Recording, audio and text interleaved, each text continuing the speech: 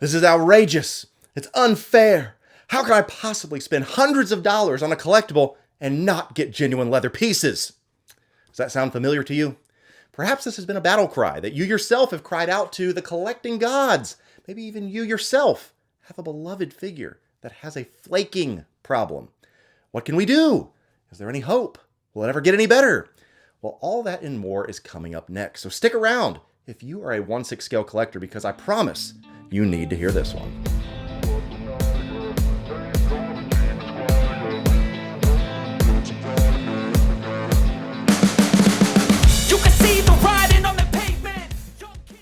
Look, I get it. We're all sick of these flaking figures. At the end of the day, what is the flaking problem? Why does it seem like these companies don't have a flaking clue about what we want? Well, I hope by the end of this video, we will have gotten to the bottom of this flaking thing. And truly, perhaps we're just uninformed. So let's get started with the debate itself. Leather versus pleather. What is the real difference? Is Hot Toys even using pleather, or faux leather as it's called? Or something else? I know. How about a little bit of hands-on experience? So here is the Captain America, the First Avenger, Red Skull. This figure was from 2012, and I ended up getting this secondhand. And when I ended up taking this box off, I noticed that there was damage already to this. So my Red Skull is displayed without its iconic leather jacket. And I want to show you in real time kind of what we're looking at. And as you can see, there are strips and little pieces of black already coming off. Not good. So here it is. You say, what are you talking about? This is it. Look, it's peeling. It's flaking. It's falling apart. What the flake is this? And so I don't know if this is repairable. I know you can do it. This is probably not the worst situation that people have seen, but this is what it is and what we're talking about with pleather. So what should I do? Should I go ahead and just pull this all off? I don't know. We'll talk about it in just a second. Yikes! What a flaking nightmare. So what was that?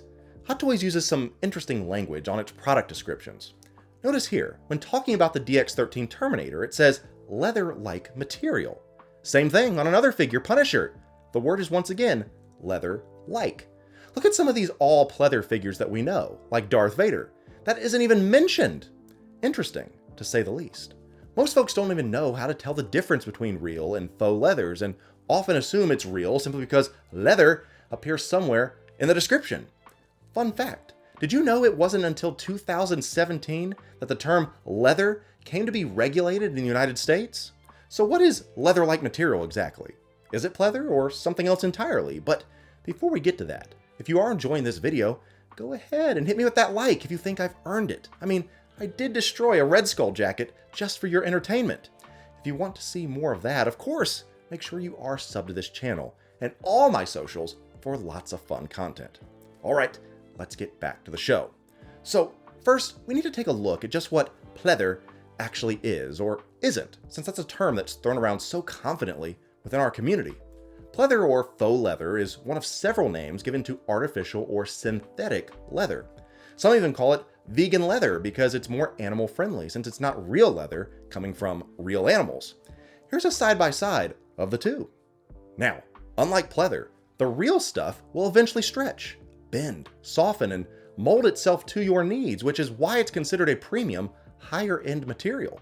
Faux leather, on the other hand, is more likely to remind you why it has long had that derogatory nickname of pleather because, drumroll, it's just plastic.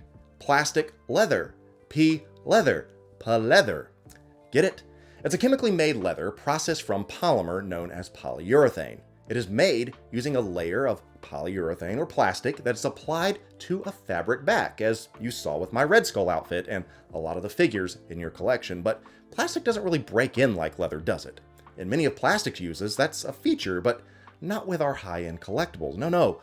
Pleather has always had some obstacles to full consumer and collector acceptance, not just with snarky toy collectors like you and me.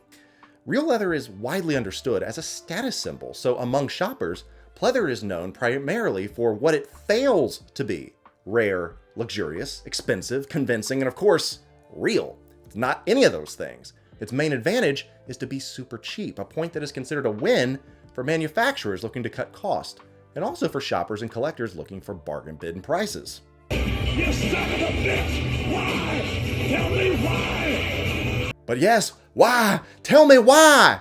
Well, here are a few reasons why pleather is most likely being used on our figures. The biggest and most obvious reason is what we mentioned at the start, and that is faux leather is typically much more affordable than real leather. Duh! Another, since leather comes from animal hides and no two animal hides are alike, faux leather will provide a uniform look since all pieces come from the same stock. Pretty handy if you ask me, if you're making a bunch of action figures. Also, faux leather is easier to cut and sew than real leather. In addition, for all of our costume aficionados, needle marks are usually less noticeable and threads blend better with faux leather materials, and they're more seamlessly than actual leather, so you can see why manufacturers opt for that option.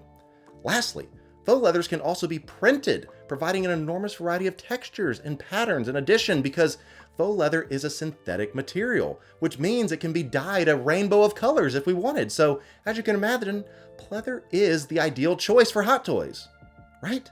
Let's get to the main issue that everyone is here for: flaking. What is it, and why does it happen? In the case of longevity and durability, pleather easily wears and tears over time because it's made of synthetic material. It's not real, it's not natural.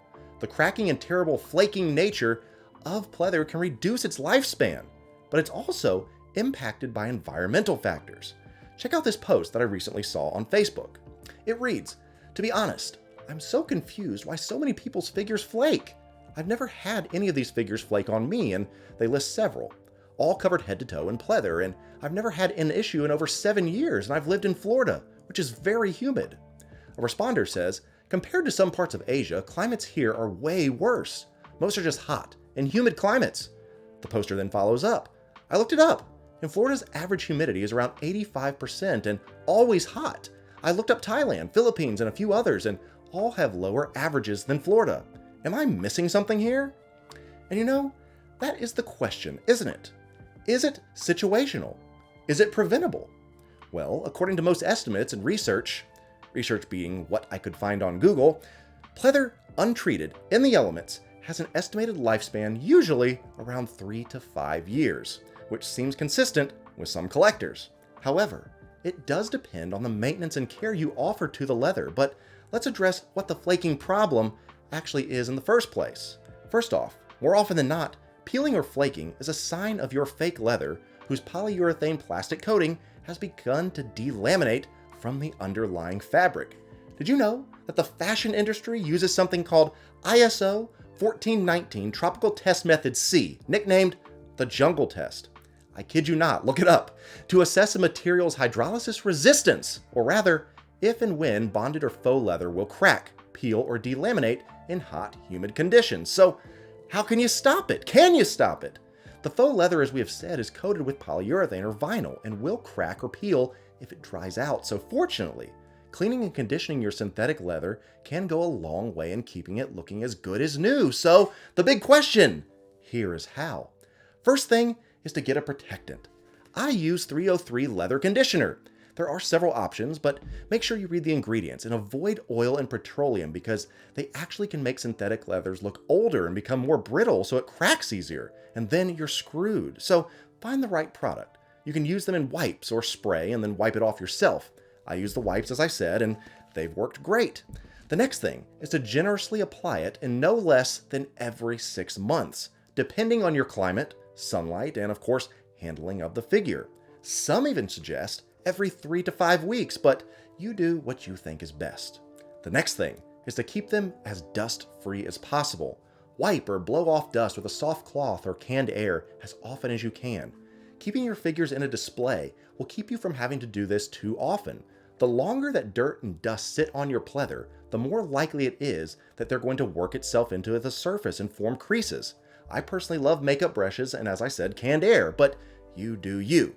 Now, the next thing is not available to everyone, of course, but if possible, use a dehumidifier or make sure to keep your figures in a climate-controlled environment. If you have one and those capabilities, aim to keep the humidity around 30 to 50%. Humidity levels set too low will cause leather and faux leather to crack easily. Too high, and now you have mold that can grow. Yuck.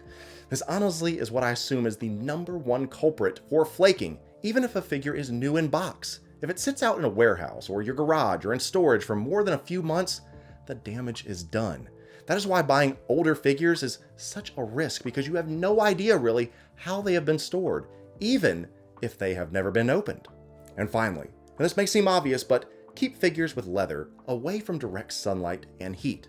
Since pleather is thinner than genuine leather, it dries out easier and becomes brittle, which is what causes the flaking problem in the first place. But you may be saying, but mine is already flaking! How do I fix it?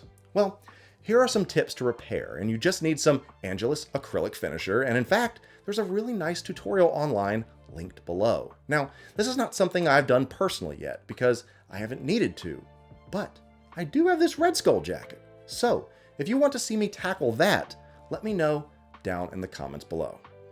Was this helpful? Are you less stressed or more stressed owning a figure with pleather? Let me know in the comments. In my opinion, if you treat it right, it will treat you right. Once again, if you made it this far and haven't given me a like yet, explain yourself. Let me know what you want to see and how to make this channel better. We're almost ready to give away these InArt Joker detonators, so if you want to win one, make sure that you are subbed to this channel. Next up, I'm going to be doing a State of Collecting address that I think will be fun and educational. So make sure you're tuned in and have your notifications ready for that. Until next time, happy collecting, protect that faux leather, and I'll be seeing you in our next video.